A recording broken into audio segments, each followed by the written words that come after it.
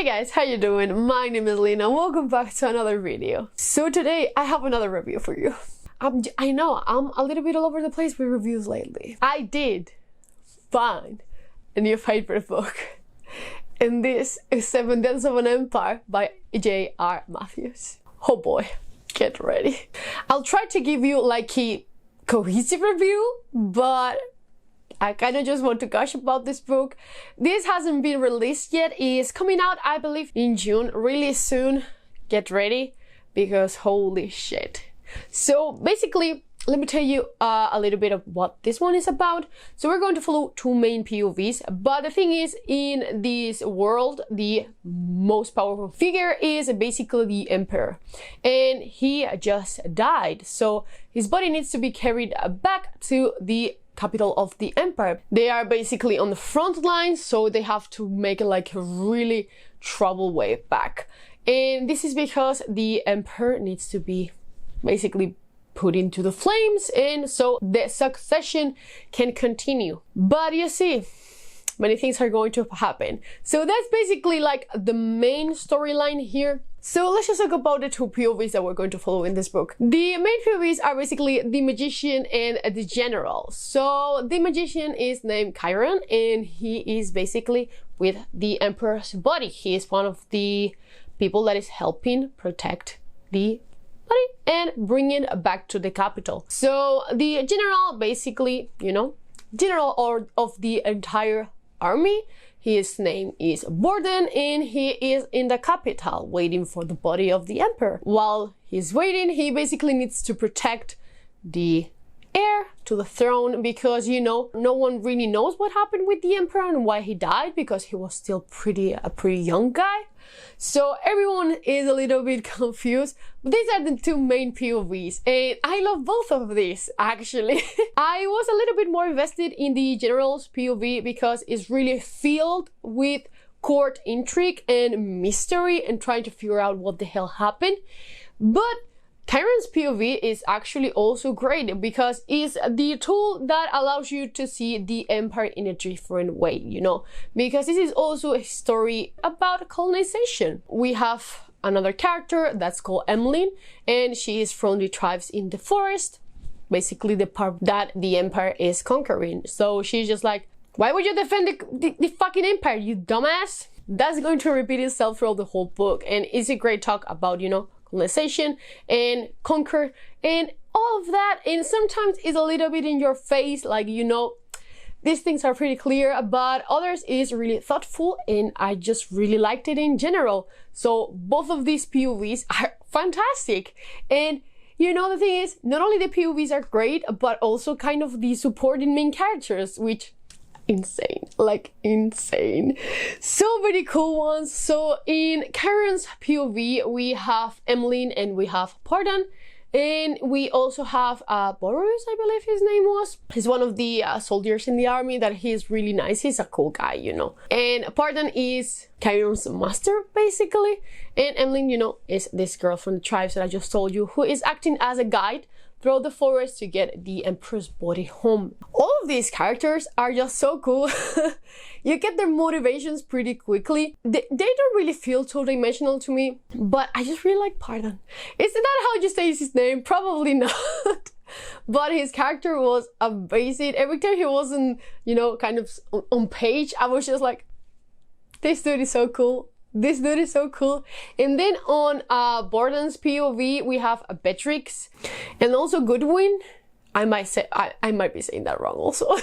But both of these guys are amazing. Basically, the first one is the head of the gymnasium, at the place where magicians train, basically. And the other one is the head of the Flame, which is the church that we have in this empire, which is actually Roman inspired. I'm pretty sure it is. Like, we have the gymnasium, we have the Colosseum, we have the Legion. Pretty sure it's Roman inspired. I might be completely wrong, but for me it was. And I really liked it. There's also a mention of a revolution with a slave at the Colosseum, which, you know, cool that. All of the characters here were great, which is something that I don't usually pay much attention to, but they were just so cool, man. And I love the trio that Borden and Beatrix and Godwin make throughout this novel, because it was so cool. These three really powerful guys just trying to unravel everything and putting themselves in danger. It was great. We also follow the royal family. They are fucking assholes, honestly.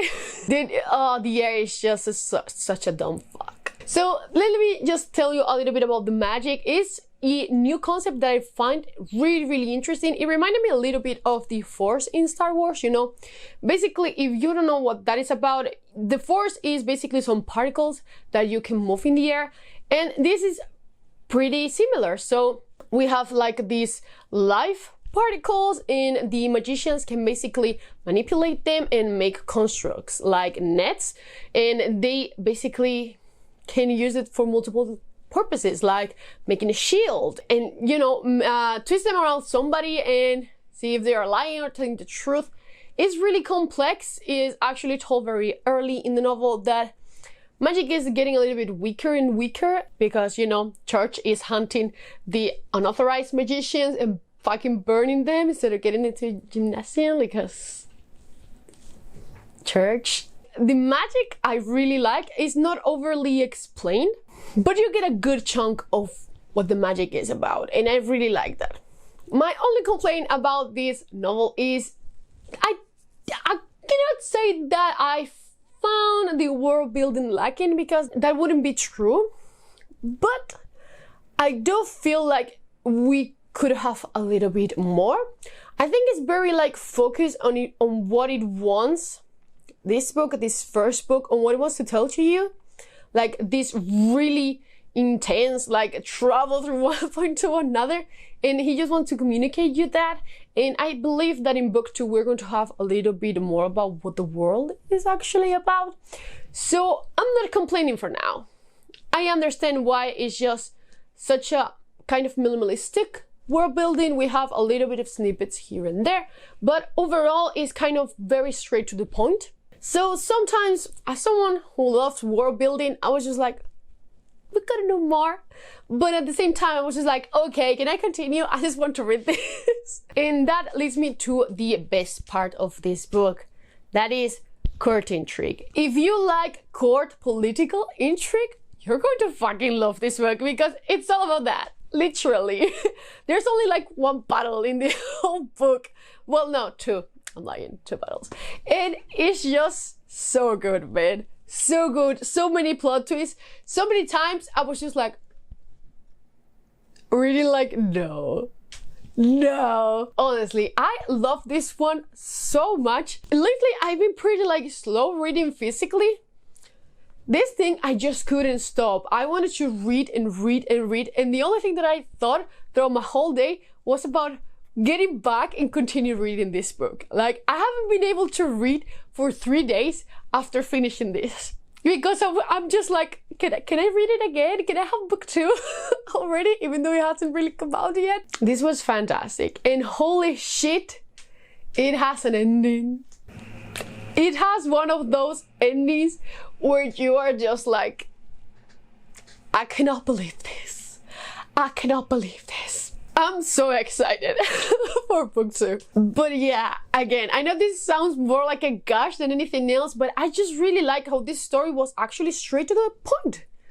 You know, as someone who really likes to read extreme amounts of world building, multiple POVs, having something that can be read as fast as this was so refreshing. And chapters are also super short. Well, not super short, but like short enough where you can just feel like you're flying through this. And that is always a great sensation. So honestly, I give this one 5 stars. Incredible, I know. Literally, my only complaint is about the world building, but I can see why this book might not be for everyone, because it's actually quite a slow book. Even though it has a good amount of plot twists, it's mostly political, and you know, how to deal with the death of the emperor, how we're going to deal with the succession, how are we going to deal with these assassins, how are we going to deal with the gangs in the city, how are we going to deal with the people. It's a lot. We also have, you know, Chiron's perspective. He's a little bit of the kind of info dump part you know, if you can call it that. Not really, but you know, he is the eyes that allows us to see the world, basically. So cool. There's also a type of magic that I don't want to spoil here that was amazing, that is not like the main magic system, is the other one. That scene was so cool. When you read this, you will know what I'm talking about, but it was so cool, man. Like, so cool. I really cannot wait for this book to come out and talk spoilers with literally anyone.